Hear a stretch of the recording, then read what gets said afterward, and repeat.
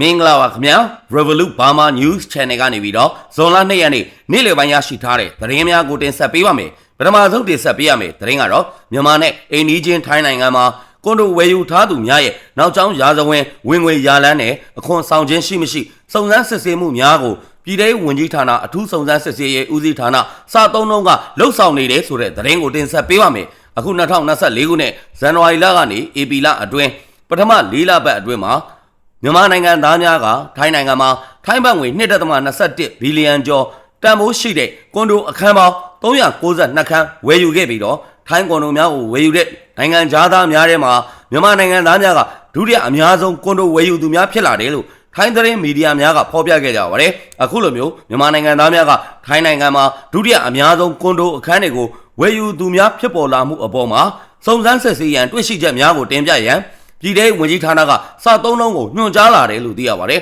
။ဘယ်ကဝင်ငွေတွေနဲ့ဘလို့နီးလက်နဲ့ထုတ်ပြီးတော့ကွန်ဒိုတွေဝယ်သွားလဲနောက်တစ်ခါဒီငွေတွေကခွန်ဆောင်ထားတာရှိမရှိဘလို့လူမျိုးတွေကဝယ်ကြလဲဆိုတာကိုစာသုံးလုံးကစုံစမ်းစစ်ဆေးတင်ပြဖို့ညွှန်ကြားချက်တွေရှိပါတယ်လို့ပြည်ထောင်သတင်းအရင်းမြစ်ကပြောဆိုခဲ့ပါတယ်။လက်ရှိမှာစာသုံးလုံးဌာနက၎င်းတို့စုံစမ်းရရှိတဲ့ကွန်ဒိုဝယ်ယူသူများစည်ရင်အတိုင်းခေါ်ယူမေးမြန်းမှုများစုံစမ်းမှုများကိုလှုပ်ဆောင်နေတယ်လို့သိရပါတယ်။ဘန်ကောက်မှာကွန်ဒိုဝယ်ယူသူတချို့စုံစမ်းမေးမြန်းခံနေရတယ်လို့သိရပါတယ်။အရင်ကထိုင်းအိမ်ချမ်းမြေဈေးကွက်မှာရုရှားလူမျိုးများကဒုတိယအများဆုံးကွန်ဒိုဝယ်ယူသူများဖြစ်ခဲ့ရကနေပြီးတော့အခုနှစ်၄လပတ်အတွင်းမှာရုရှားများရဲ့နေရာကိုမြန်မာနိုင်ငံသားများဒုတိယအဖြစ်နဲ့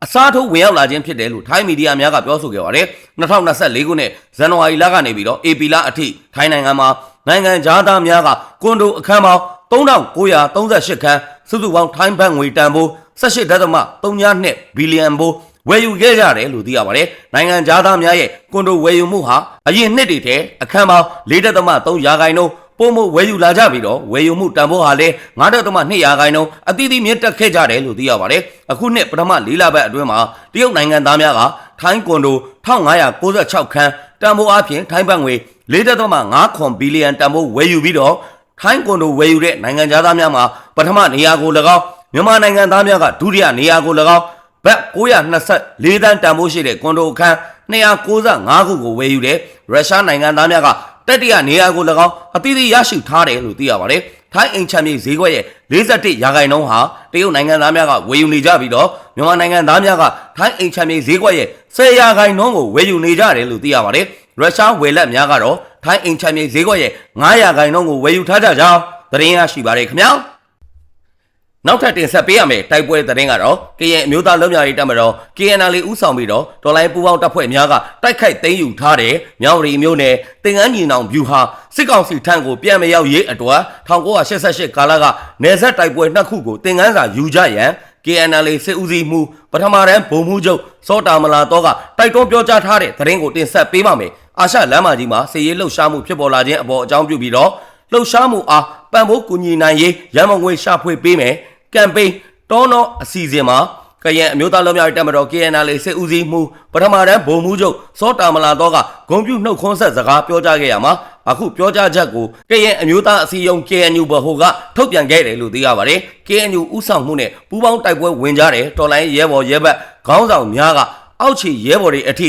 မျက်နှာချင်းဆိုင်တိုက်ခိုက်ခြင်းအဖြစ်တော်၎င်းစစ်နီးပရိယေအဖြစ်တော်၎င်းအခန်းကဏ္ဍအလိုက်အကောင်းဆုံးကြိုးပမ်းအထောက်ချင်းကြောင့်ရန်သူရဲ့စစ်ဗျူဟာအခြေချစပခတင်ငန်းညီနောင်အားတိမ့်ပိုက်ရရှိခဲ့တယ်လို့သိရပါတယ်။ကရင်တော်လန်ရေးသမိုင်းတစ်လျှောက်လုံးမှာ122မမအမြောက်နှက်လက်ရရှိထားသည့်အထိအခုလိုမျိုးအောင်မြင်မှုမျိုးမရရှိသေးတဲ့အတွက်ကရင်လူမျိုးတွေအတွက်ဂုဏ်ယူစရာဖြစ်ကြောင်း KNL ရဲ့တပ်မှုကပြောဆိုထားပါတယ်။စစ်ကောင်စီအနေနဲ့အဲ့ဒီတိုက်ပွဲမှာစစ်ရေးအရာတော်၎င်းနိုင်ငံရေးအရာတော်၎င်းစီးပွားရေးအရာတော်၎င်းဂုံတိတ်ခါအရာတော်၎င်းကြီးမားစွာထိခိုက်လျက်ရှိနေတယ်လို့ဗိုလ်မှူးချုပ်စောတာမလာတော့ကပြောကြားထားပါတယ်။အာရှလမ်းပေါ်မှာရှိတဲ့ရန်သူရဲ့မဟာဗျူဟာမြောက်တပ်စခန်းကိုတိုက်ခိုက်သိမ်းပိုက်တဲ့အတွက်စစ်ကောင်စီအတွက်တေးရေးရှင်ရေးတများအရေးကြီးတာဖြစ်ပြီးတော့စစ်ကောင်စီရဲ့ဒုတိယအမြင့်ဆုံးခေါင်းဆောင်မော်လမြိုင်မှာလာရောက်ကိုကဲကတပ်အင်အားစစ်ရန်တရားတိုက်လေရင်စစ်သင်းမောအစရှိသူတို့ကိုစုပုံပြီးတော့နိုင်ငံတော်အဆင့်စစ်စင်ရေးအစီအမံနဲ့၎င်းတို့ရဲ့ရည်မှန်းချက်ကိုတက်မှတ်စွာဆောင်ရွက်နေကြောင်း KNL ရဲ့တပ်မှုကပြောကြားထားပါတယ်။ဒါကြောင့် KNL ဦးဆောင်တိုက်ခိုက်မှုနဲ့ရရှိထားတဲ့သင်္ကန်းညီနောင်ဗျူဟာကိုရန်သူလက်ဝယ်ကိုပြန်လည်ပြီးတော့မရောက်ရှိရေးအတွက်တော်လိုင်းသမိုင်းမှာ ဖြစ်ပွားလျက်ရှိတဲ့ဖျားသုံးစုတိုက်ပွဲနဲ့မဲတော်နေဆက်တိုက်ပွဲနှစ်ခုအပေါ်ကိုသင်္ကန်းစာယူတင်ကြောင်း၎င်းကအကြံပြုထားပါတယ်1988ခုနှစ်ဖျားသုံးစုတိုက်ပွဲမှာစစ်အာဏာရှင်နဲ့တိုက်ရတဲ့စစ်ပွဲမဟုတ်ပဲမဟာမိတ်ဂျားမှာနယ်မြေလူရာကနေပြီးတော့တင်းမာမှုဖြစ်ကလက်နက်ကိုင်ပရိပကအဆင့်ကိုရောက်ရှိသွားကနောက်ဆုံးဖျားသုံးစုဟာရန်သူစစ်အာဏာရှင်လက်ထက်ကိုရောက်ရှိသွားခြင်းဖြစ်တယ်လို့ပြောပြထားပါတယ်မဲတော်တိုက်ပွဲဟာလည်း1988မှာဖြစ်ပွားခဲ့ရာရန်သူကတံပြန်ထိုးစစ်ဆင်ရမှာဒေသမှာရှိတဲ့စစ်တိုင်းကကုကဲတဲ့စစ်စင်မျိုးမဟုတ်ပဲစစ်ရုံးချုပ်က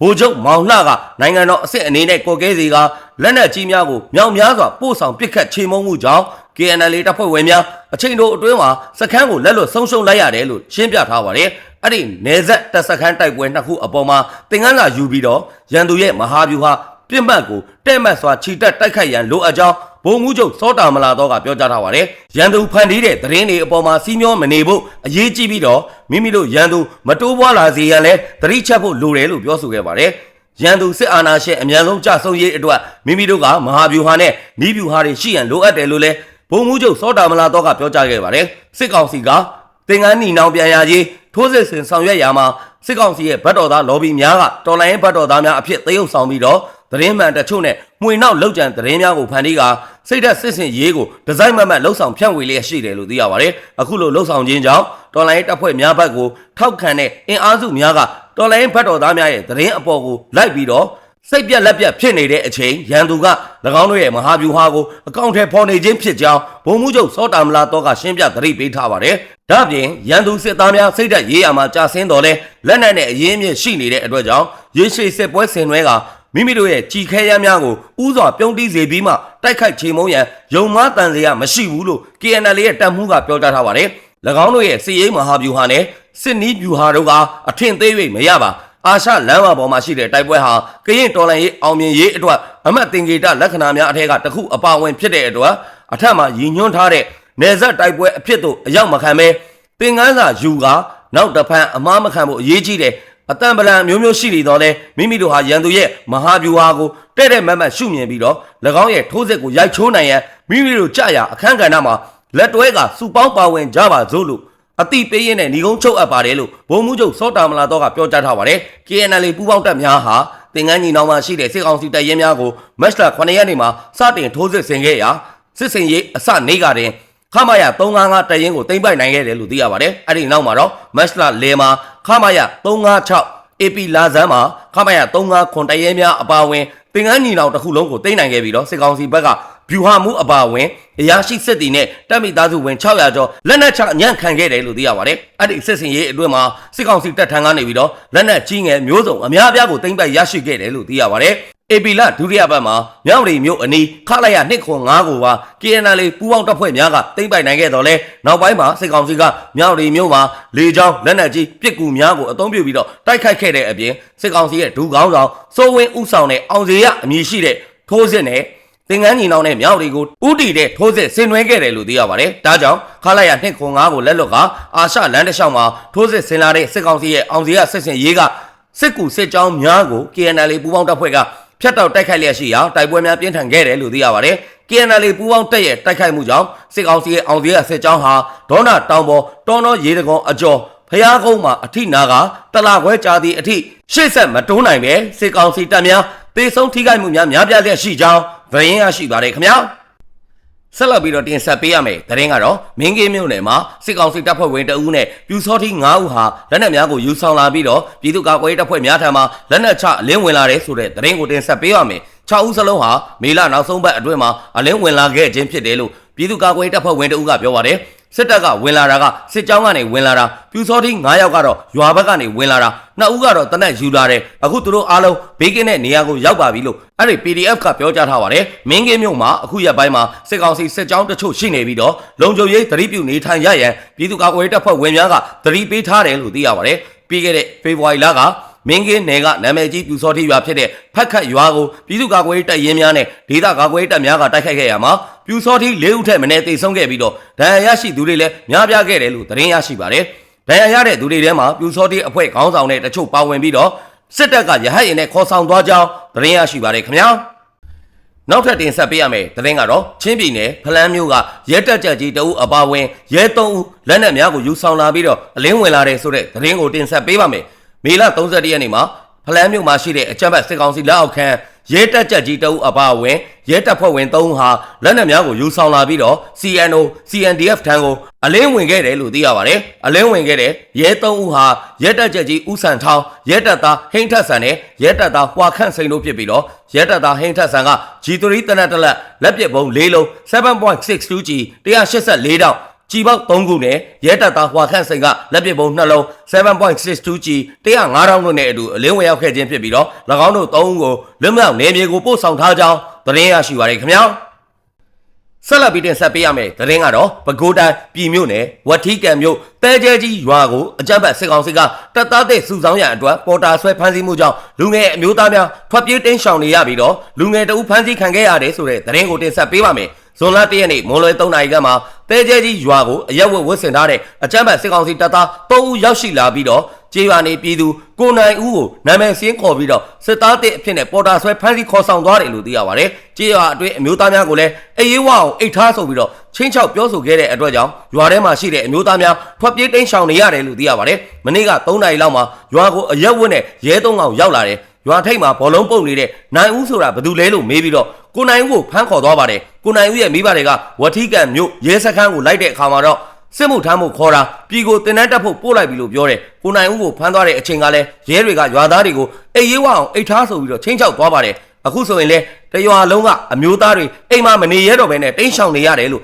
ဒေသခံပြည်သူတို့ကပြောဆိုထားပါတယ်အလားတူပဲမကွေးတိုင်း6မြို့နယ်မှာအကြမ်းဖက်စစ်ကောင်စီကစစ်သားတဲ့စုဆောင်းဖို့အတွက်ကြေးရွာနေအမျိုးသားပြည်သူများကိုပေါ်တာဆွဲလိုက်လံဖမ်းဆီးနေကြောင်းဒေသခံပြည်သူများကပြောဆိုခဲ့ပါတယ်ဇွန်လ1ရက်နေ့မှာ6မြို့နယ်ဂွေးချိုရွာနဲ့အနီးတစ်ဝိုက်ရွာများကိုအကြမ်းဖက်စစ်ကောင်စီရဲနဲ့အုပ်ချုပ်ရေးမှူးများကကြေးရွာနေအမျိုးသားပြည်သူများကိုစစ်သားတဲ့စုဆောင်းဖို့အတွက်ဝင်ရောက်ဖမ်းဆီးခဲ့တယ်လို့သိရပါတယ်ဖမ်းဆီးခံရတဲ့အမျိုးသားပြည်သူများကိုဂွေးချိုလမ်းစုံရဲစခန်းဝင်းမှာထားရှိပြီးတော့ဘယ်နေရာကိုဖမ်းခေါ်သွားတယ်ဆိုတာကိုတော့မသိရသေးဘူးလို့ပြောဆိုခဲ့ပါတယ်ဒါအပြင်မေလ31ရက်နေ့ညပိုင်းကလည်း6မြို့နယ်တွင်းလက်ခေါ်အုံးပင်နွန်းကျေးရွာကလူငယ်အမျိုးသား3ဦးကိုလည်းအကြမ်းဖက်စစ်ကောင်စီတပ်သားများကအတင်းအဓမ္မဝေရောက်ဖမ်းဆီးပြီးတော့နောက်ပြန်ကျိုးတုတ်ကဘယ်နေရာကိုခေါ်ဆောင်သွားတယ်ဆိုတာကိုတော့မသိရကြောင်းဒေသခံပြည်သူများကပြောဆိုခဲ့ပါတယ်6မြို့နယ်အတွင်းမှာအကြမ်းဖက်စစ်ကောင်စီလက်အောက်ခံရပ်ရွာအုပ်ချုပ်ရေးမှုတွေကစစ်မှုထမ်းဖို့စည်ရင်ကိုအကြမ်းဖက်စစ်ကောင်စီထံကိုပို့ဆောင်ရမှာသူတို့သဘောဆန္ဒနဲ့တိတ်တိတ်ပုံစည်ရင်ပို့ထားပြီးတော့အမြင်မကြည်တဲ့သူတွေကိုစည်ရင်ထဲမှာထည့်သွင်းပေးဖို့နေပါတယ်လာရောက်ခေါ်ဆောင်တဲ့စစ်ခွေးတွေကနာမည်စည်ရင်အရာအမည်အတိအကျနဲ့နေအိမ်ကိုဓာတ်ရိုက်လာရောက်ခေါ်ဆောင်နေတာပါလို့ဒေသခံပြည်သူတွေကရှင်းပြထားပါတယ်စစ်ကောင်စီက AP လကစတင်ပြီးတော့ပြည်သူစစ်မှုထမ်းဥပဒေနဲ့လမ်းစဉ်လူငယ်များကိုစစ်သားတဲ့အဖြစ်နဲ့စုဆောင်းပြီးတော့စစ်တင်တန်းများတောက်လျှောက်ဆိုသလိုပို့ချလျက်ရှိကြောင်းသတင်းရရှိပါတယ်ခင်ဗျာအခုလိုမျိုးမြန်မာတနိုင်ငံလုံးမှာဖြစ်ပွားနေတဲ့စီးရေးသတင်းနိုင်ငံရေးသတင်းများကိုအချိန်ပေးပြီးတော့နားဆင်ပေးတဲ့အတွက်Revolut Burma News Channel ကနေပြီးတော့အထူးပဲကျေးဇူးတင်ရှိပါတယ်ခင်ဗျာ